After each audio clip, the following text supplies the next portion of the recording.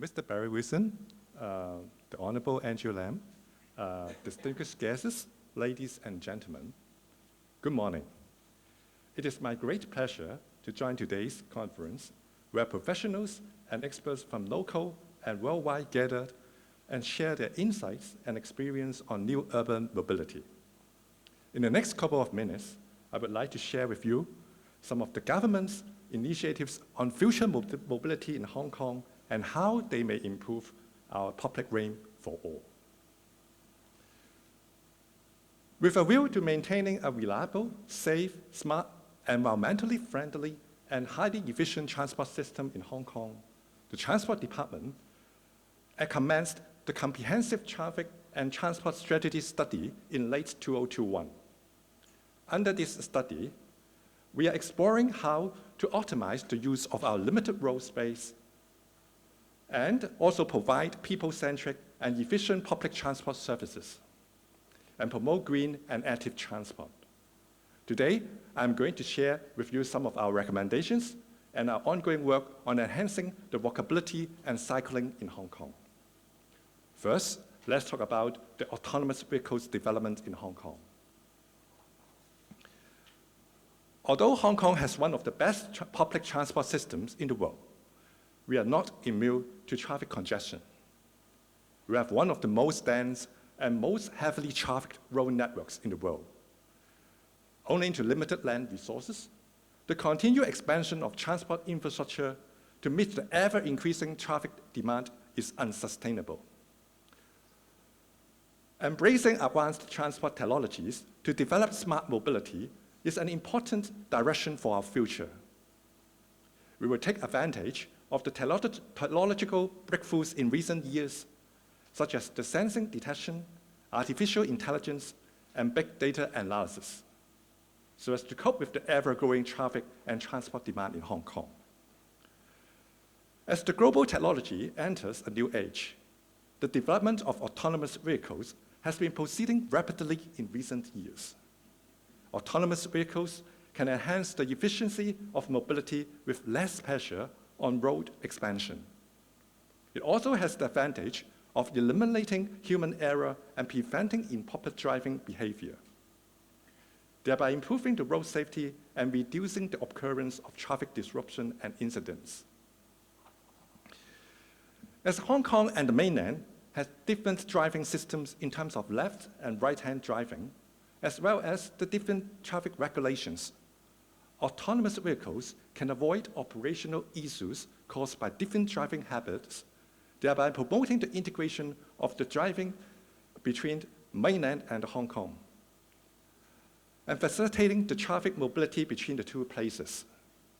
As the government, we have put in place a statutory regulatory framework for autonomous vehicles in May this year. This legislation would help the pilot application of autonomous vehicles in Hong Kong. For example, on the basis of the new legislation, the Airport City Link autonomous transportation system will start to provide passenger services from Airport Island to Hong Kong Port Island from 2025 onwards. Besides legislation, the Transport Department is also providing funding support for the various autonomous vehicles initiatives via our Smart Traffic Fund. And we have earmarked $1 billion for the fund. We look forward to seeing more trials of autonomous vehicles in the near future. Alongside with the promotion of autonomous vehicles is the development of vehicles to everything, which is known as the V2X. Applicable to both conventional vehicles and autonomous vehicles, V2X enables data exchange among vehicles and between vehicles and other objects. Through data exchange, V2X can enhance our vehicle and infrastructure's cooperation, such as providing real-time traffic information and traffic signals. Coupled with autonomous vehicles, it will enhance transport efficiency and road safety, strengthen the connectivity, and elevate road users' travel experience. In order to pave the way for the future application of V2X, we have already taken steps to reserve space for installation of roadside units and other essential facilities when planning our new development areas. Next, I will talk about the public transport services. At present, nearly 90% of our daily trips in Hong Kong involve the use of public transport services, which is equivalent to over 10 million passenger trips per day. The government will continue to uphold a public transport-oriented policy, adopt a people-centric approach to enhance passengers' travel experience, and facilitate efficient transfers between different public transport modes. To keep our edge on public transport, we recommend introducing a new generation of transport interchange hubs, or we call it TIH, at some strategic locations based on a land policy of single-site, multiple use. Adopting a people-oriented approach to planning, design, and management, TIH will not only tightly collect the daily lives and travel activities of the public, but also drive the peripheral development and maximize the potential of the nearby districts. Connections between different modes of transport services will also enhance integrated spatial design.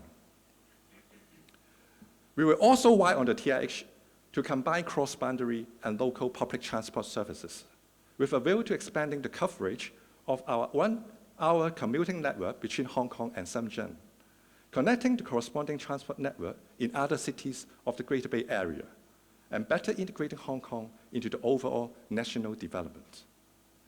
New generation TIH will also provide park and ride facilities, parking space for bicycles and electric mobility devices, shopping and dining facilities, etc., to further enhance the level of convenience and integration of interchange.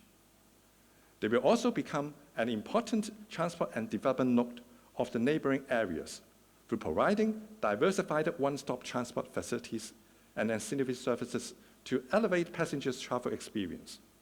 Such arrangements will not only allow more efficient allocation of transport resources, but also facilitate passengers to fully utilize the public transport network, thereby attracting more private car users to switch to public transport services.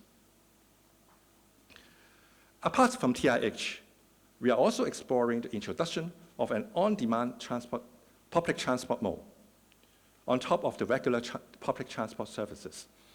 Currently, public transport services are operated in a fixed schedule and fixed route manner. In this mode of operation, the transport services can effectively meet the travel needs of a large number of passengers during the peak periods. However, in situations where passengers' travel times and locations are more scattered, such as during the off-peak periods, there are occasions our public transport resources are underutilized. For example, our double-deck buses may only carry a small number of passengers during the off-peak periods, which is rather inefficient. We would therefore like to see if the information technology can help. In our new development areas, we are exploring to let passengers to make their trip requests through a mobile application. After collecting the passenger trip requests, the operator will dispatch vehicles of a suitable capacity to pick up the passengers according to actual demand. In this way, passengers can secure their trips, and on the other hand, the operator can also flexibly plan appropriate routes and schedules based on the real-time traffic conditions and the travel needs of passengers.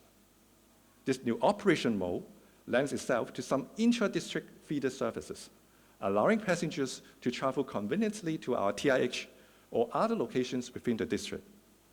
Besides, it can complement the regular fixed schedule and fixed route public transport services, generating synergy that enables operators to improve the service quality while better controlling the operating costs, thus promoting the resilience and financial sustainability of the public transport services. Then I would like to move on to green and active transport. Being a metropolis known for its dense urban environment, Hong Kong faces significant challenges in terms of transport and sustainability. As the city continues to grow, the need for green and active transport modes of transport is ever increasing. In the pursuit of sustainability and livability, we have to shift the emphasis from motorized transport to green and active mobility in an attempt to address road congestion and pollution. active mobility will play an important role in the future mobility of Hong Kong. In this regard, I would like to give you an overview of what has been done or is being carried out to promote walkability and cycling to support the first mile or last mile trips in reducing the local demand for mechanized transport.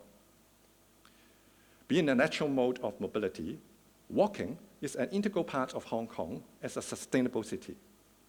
In order to promote walking as a form of sustainable urban mobility and foster a pedestrian-friendly environment, we formulated an overall walkability strategy for Hong Kong in 2020 with the aim of giving higher priority to pedestrians in our transport planning.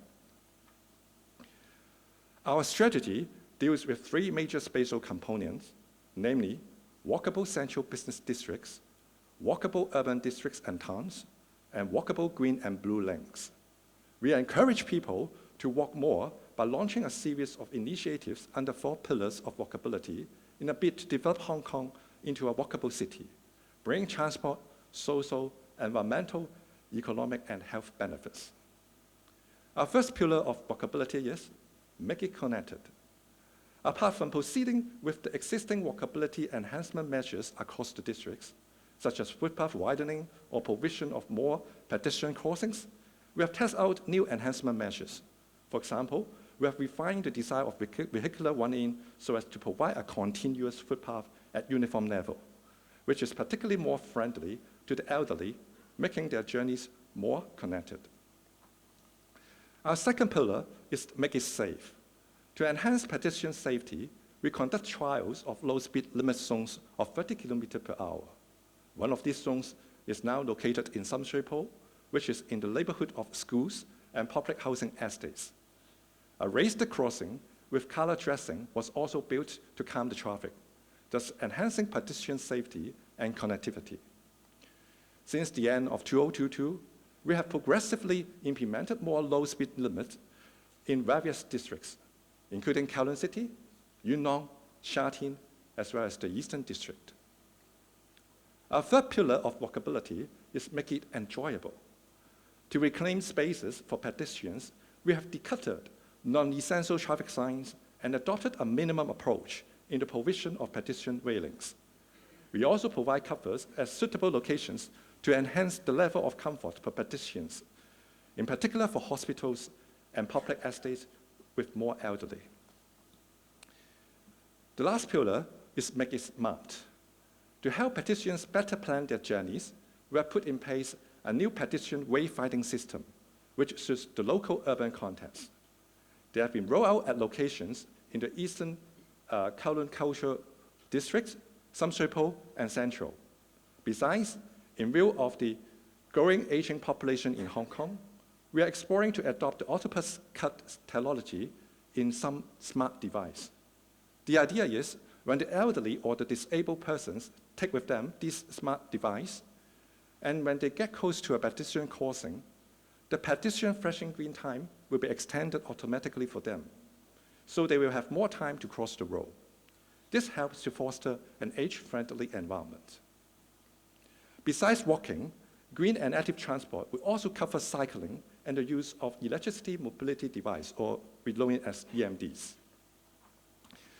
Regarding cycling and the future use of EMDs, we will continue fostering a bicycle-friendly environment as long as both road safety and traffic conditions allow us to do so. We have been retrofitting cycle tracks and ancillary facilities in new development areas and new towns, and improving those existing facilities. Based on how well the cycle track network is built, the use of EMDs such as electric scooters, unicycles, hoverboards, and power-assisted pedal cycles can be explored for permitted use on cycle tracks. Under the current legislation, however, since EMDs are mechanically propelled, they fall within the definition of motor vehicles under the existing road traffic ordinance and must be licensed before being used on roads. The use of unregistered or unlicensed EMDs on roads may contravene the relevant law now. Nevertheless, with the advancement of technology, the design and production of EMDs are being enhanced, and their production costs have been reduced, leading to their rising prevalence. The proper use of EMDs is also gradually being regulated in various jurisdictions around the world. While adopting an open attitude towards new technology and innovation for promoting green transport, the government also has to attach great importance to road safety. To ensure the safe and effective use of EMDs on permitted cycle tracks, the government intends to update the legislation by formulating a proper regulatory framework for EMDs. In order to gain actual operational experience in the regulation of EMDs, we conduct site trials on sections of cycle tracks in Jiangguanlou South and adjacent to Hong Kong Science Park in 2021, and completed a 6-month pilot trial at a cycle track section at Bat Sek Kok in late 2022. Our department is now reviewing and analyzing the trial results and preliminarily considers that, subject to appropriate technical and safety requirements, EMDs could be operated similar to conventional bicycles in terms of operating speed, space required, and operating behavior. We will therefore prepare the legislative proposal with a view to submitting them to the Legislative Council for making the essential law amendments. My sharing today ends here, but our ambitions of a better transport in Hong Kong do not stop here. With the joint efforts of the government, the private sector, and the public, as well as the professional contribution from all of you, I believe that the high quality and robust transport system we are planning will be realized very soon.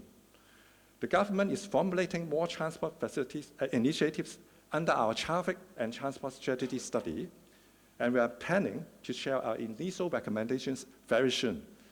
So please stay tuned. Thank you very much.